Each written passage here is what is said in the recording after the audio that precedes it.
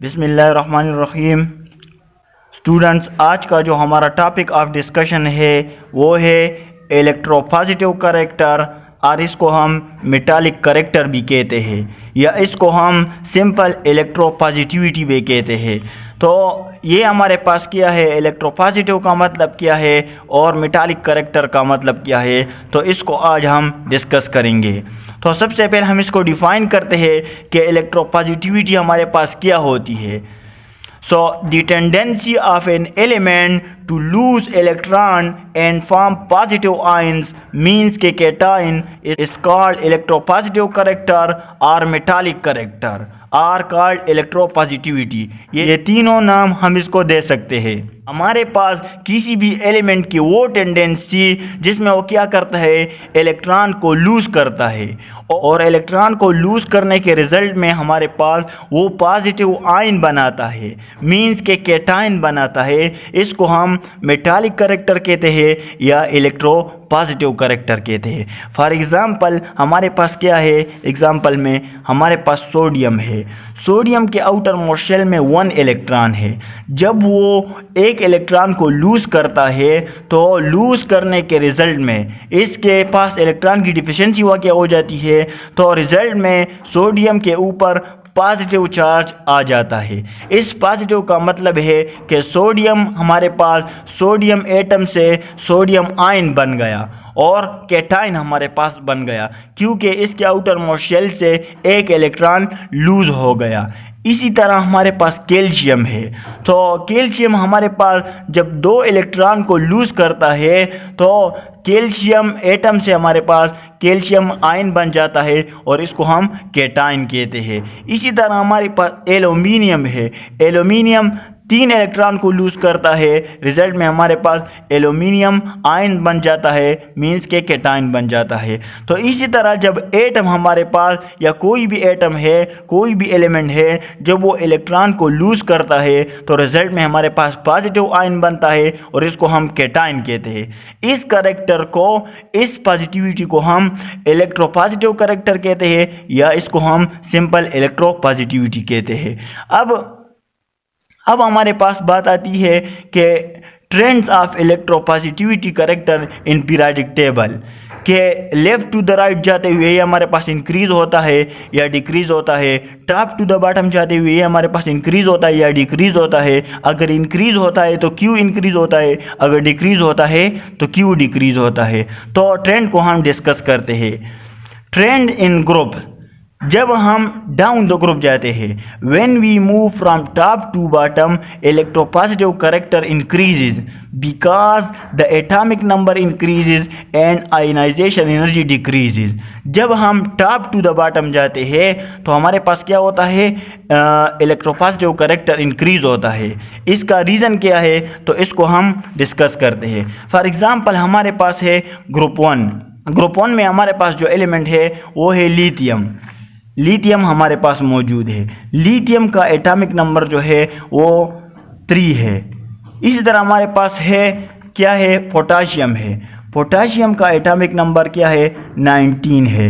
Lithium हमारे पास group 1 से belong करता है और पोटाशियम हमारे पास वो भी ग्रुप 1 से बिलोंग करता है, लेकिन पोटाशियम हमारे पास पीरियड नंबर 4 से बिलोंग करता है और लिथियम हमारे पास पीरियड नंबर 2 से बिलोंग करता है।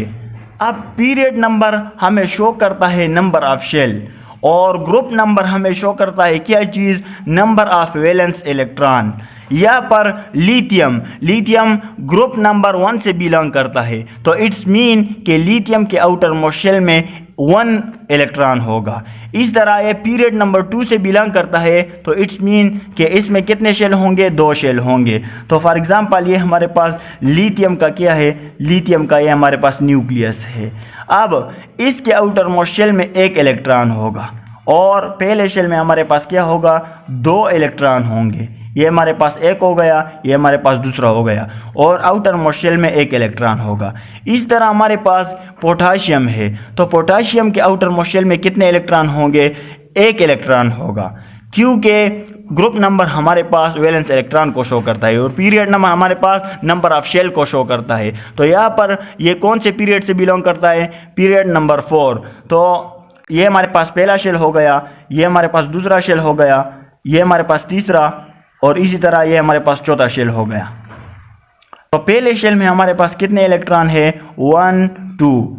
दूसरे शेल में हमारे पास 8 इलेक्ट्रॉन है। 1 2 3 4 5 6 7 1 2 3 4 5 6 7 8। इस तरह दूसरे शेल में भी हमारे पास 8 इलेक्ट्रॉन है। 4 5 6 7 8। और लास्ट शेल में हमारे पास कितने इलेक्ट्रॉन है? 1 इलेक्ट्रॉन है। तो 8 और 8 16 17 18 और ये हमारे पास 19 है। ये हमारे पास क्या है? 19 है। अब हम देखते हैं कि इलेक्ट्रोपॉजिटिविटी इंक्रीज होती है डाउन द ग्रुप या इंक्रीज होती है, तो इसको हम डिस्कस करते हैं। यहाँ पर आप लोग देख सकते हैं कि लिथियम के आउटर मोस्ट शेल में 1 इलेक्ट्रॉन है और इसका एटॉमिक नंबर 3 है। तो इट्स मीन कि इसके न्यूक्लियस में 3 क्या होंगे? 3 प्रोटॉन्स होंगे। 3 प्रोटॉन मीन के 3 इलेक्ट्रॉन्स भी होंगे। तो और 3 प्रोटॉन का मतलब है 3 पॉजिटिव चार्जेस, 3 इलेक्ट्रॉन का मतलब है 3 नेगेटिव चार्जेस। यहाँ पर आप लोग देख सकते हैं। इस तरह हमारे पास पोटाशियम में इसका एटॉमिक नंबर 19 है, तो इसके न्यूक्लियस में हमारे पास 19 प्रोटॉन्स होंगे। तो 19 प्रोटॉन्स का मतलब है कि 19 इलेक्ट्रॉन्स भी होंगे। ये हमें पता है कि प्रोटॉन ऑलवेज इक्वल होते हैं इलेक्ट्रॉन के।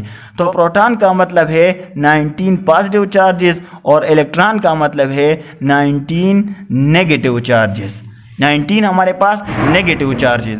तो यहाँ पर आप सिंपली देख सकते हैं कि यहाँ पर 3 पॉजिटिव चार्जेस है और 3 नेगेटिव चार्जेस है, और यहाँ पर 19 पॉजिटिव चार्जेस है, 19 नेगेटिव चार्जेस है। तो सिंपल सी बात है कि यहाँ पर पॉजिटिव चार्जेस और नेगेटिव चार्जेस का रेशो ज़्यादा है। तो इट्स मीन इसका मतलब ये हुआ कि डाउन द ग्रुप जाते हुए हमारे पास इलेक्ट्रोपॉजिटिविटी इंक्रीज होती है। क्यों इंक्रीज होती है? जब इलेक्ट्रोपॉजिटिविटी इंक्रीज होती है हमारे पास क्या है? इलेक्ट्रोपॉजिटिविटी इंक्रीज है, तो यहाँ पर आयनाइजेशन एनर्जी डिक्रीज होती है। आयनाइजेशन एनर्जी क्यों डिक्रीज होती है? क्योंकि यहाँ पर इनर शेल के जो इलेक्ट्रॉन है ये इस फोर्स ऑफ अट्रैक्शन को एब्जॉर्ब करता है। यहाँ पर जो न्यूक्लियस फोर्स ऑफ अट्रैक्शन लगा रहा है इस वैलेंस इलेक्ट्रॉन पर, यहाँ पर न्यूक्लियस का जो फोर्स ऑफ अट्रैक्शन है ये फोर्स ऑफ अट्रैक्शन ये इनर शेल के इलेक्ट्रॉन ले लेते हैं। अब इस आउटर मोस्ट शेल इलेक्ट्रॉन पर फोर्स ऑफ अट्रैक्शन नहीं लग रहा, अगर लग भी रहा है तो थोड़ा सा फोर्स ऑफ अट्रैक्शन इस पर लग रहा है। न्यूक्लियस का फुल फोर्स ऑफ अट्रैक्शन इस वैलेंस इलेक्ट्रॉन तक नहीं पहुंच पा रहा है, जिसकी वजह से यहाँ पर इस इलेक्ट्रॉन को निकालना बहुत ही आसान है, बहुत ही इजी काम है। तो इसी वजह से हम कहते हैं कि यहाँ पर आयनाइजेशन एनर्जी डिक्रीज हो जाती है। यहाँ पर क्या है? आयनाइजेशन एनर्जी हमारे पास डिक्रीज है। तो जब आयनाइजेशन एनर्जी हमारे पास डिक्रीज है तो इलेक्ट्रॉन भी हमारे पास इजीली निकलेगा। तो जब इलेक्ट्रॉन हमारे पास किसी भी एटम से किसी भी एलिमेंट से निकलता है तो रिजल्ट में हमारे पास इसके ऊपर कौन सा चार्ज आता है? रिजल्ट में हमारे पास इसके ऊपर पॉजिटिव चार्ज आता है। तो हमारे पास इलेक्ट्रोपॉजिटिविटी इंक्रीज होती है डाउन द ग्रुप, क्योंकि आयनाइजेशन एनर्जी हमारे पास डिक्रीज होती है। सिंपल रीज़न ये है कि इलेक्ट्रोपॉजिटिविटी क्यों इंक्रीज होती है? क्योंकि डाउन द ग्रुप हमारे पास आयनाइजेशन एनर्जी डिक्रीज होती है, और जब आयनाइजेशन एनर्जी हमारे पास डिक्रीज हो जाती है तो इट्स मीन कि वैलेंस शेल इलेक्ट्रॉन को हम इजीली यहाँ से रिमूव कर सकते हैं। तो ये हमारे पास सिंपल एक रीज़न है। अब पीरियड में लेफ्ट टू द राइट जाते हुए हमारे पास क्या होता है? हमारे पास यहाँ पर आप लोग देख सकते हैं कि when we move across the period electropositive character decreases, electropositivity decrease होती है। इसका रीज़न क्या है? Because number of shell remain the same and hold of nucleus on outer most shell electron increases which increase the ionization energy. For example हम 2 element ले लेते हैं, एक हमारे पास वही लिथियम है, एक हमारे पास क्या है? लिथियम है, दूसरा हमारे पास ऑक्सीजन है, दूसरा हमारे पास क्या है? ऑक्सीजन है। ऑक्सीजन का एटॉमिक नंबर 8 है, लिथियम का एटॉमिक नंबर 3 है। लिथियम पीरियड नंबर 2 से बिलोंग करता है और ऑक्सीजन हमारे पास पीरियड नंबर 2 से बिलोंग करता है। इस तरह ये हमारे पास ग्रुप नंबर 1 से बिलोंग करता है और ऑक्सीजन हमारे पास ग्रुप नंबर 6 से बिलोंग करता है।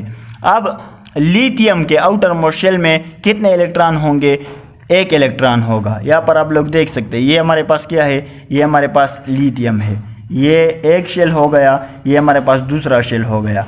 पहले शेल में 2 इलेक्ट्रॉन और लास्ट शेल में 1 इलेक्ट्रॉन, क्योंकि ग्रुप नंबर किस चीज़ को रिप्रेजेंट करता है? Group number of valence electron को रिप्रेजेंट करता है। इस तरह ऑक्सीजन में आप लोग देख सकते हैं कि ग्रुप क्या है? ग्रुप 6 है, तो इट्स मीन कि इसके आउटर मोस्ट शेल में 6 इलेक्ट्रॉन होंगे। और नंबर ऑफ शेल कितने होंगे? नंबर ऑफ शेल 2 होंगे, क्योंकि ये पीरियड नंबर 2 से बिलोंग करता है। तो ये हमारे पास ऑक्सीजन हो गया, ये फर्स्ट शेल और ये लास्ट शेल।